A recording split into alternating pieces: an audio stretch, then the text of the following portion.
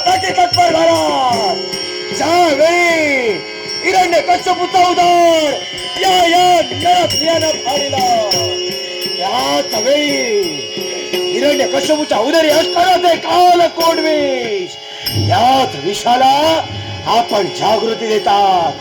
एक सारखा माझ्या नखांचा दाव लागला आणि तो दाह माझं मन अस्थिर करू लागला. एक सारखा नखातून ज्वालाच येतात, माझं मन अस्थिर करतात. नाही, माझ्या नखांचा दाह शमविला पाहिजे, याच्यासाठी निघालोय.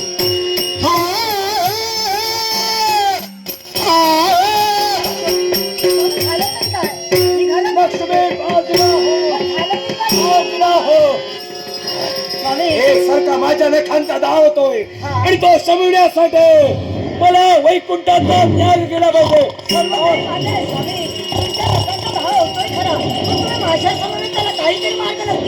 नाही, यावर तुला मार्ग मिळणार नाहीये. करणे कृत्य केलंय. त्या शुक्राचार्याने माझ्या नखांचा दाह होतोय, माझं मन स्थिर करतोय. लक्ष्मी, मार्ग रोखू नको, बाजूला हो. थांबा स्वामी. आठवतो प्रसन्न, ज्यावेळी हिरण्यकश्यपूचा घात झाला होता, त्यावेळी या विश्वात प्रलय आला होता. तोच प्रलय पुनश्च येऊ नये म्हणून तुम्हाला सांगू इच्छिते, तुम्ही या ठिकाणाहून कुठेही जाऊ नका. माझ्या समोर चला म्हणते. लक्ष्मी, काय ते तुझ्या समोर येणार नाहीये. जो भक्त रक्षणासाठी देव स्तंभी गुरुगुरुला, आज तोच या विश्वात अस्थिर होतोय. माझ्या नखांचा दाह होतोय. एक सारख्या नखातून ज्वालाग्नी उठतात, माझं मन अस्थिर करतात आणि माझ्या नखांचा दाह शमविला पाहिजे, अन्यथा या विश्वावर प्रलय येईल. लक्ष्मी, माझा मार्ग रोखू नकोस, बाजूला हो. स्वामी, मला सांगा, हा जो तुमचा अवतार आहे तो उग्र अवतार आहे, बरोबर ना?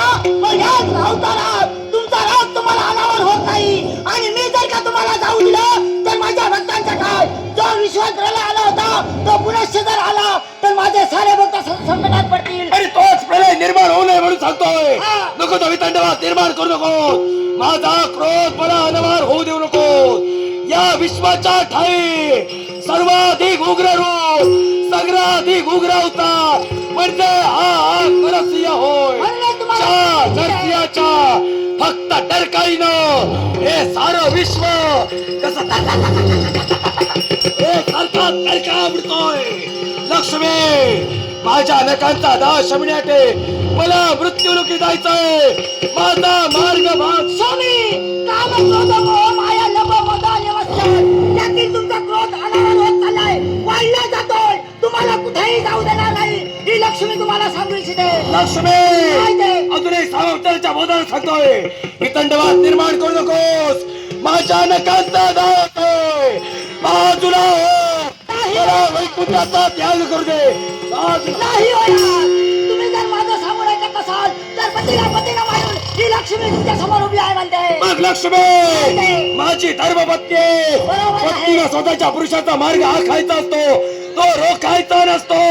बाजूला हो. सर्व काही मान्य आहे. पत्नीने पतीचा मार्ग रोखायचा नसतो, तो आखायचा असतो. पण माझ्या विश्वासाठी मला तुमचा मार्ग रोखावा लागतोय. नाही, आणि तू जर का माझा मार्ग रोखत असेल तर तुला धर्मपत्नीने वाटता तुझ्यावर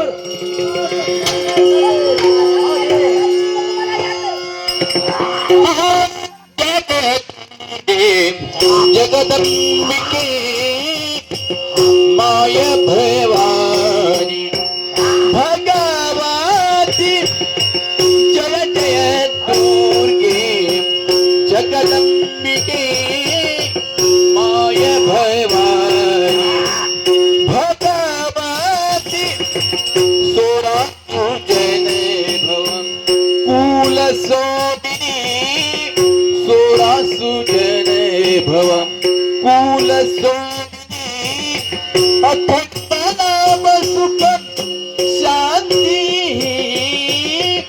जय जय दुर्गे जगदंबिके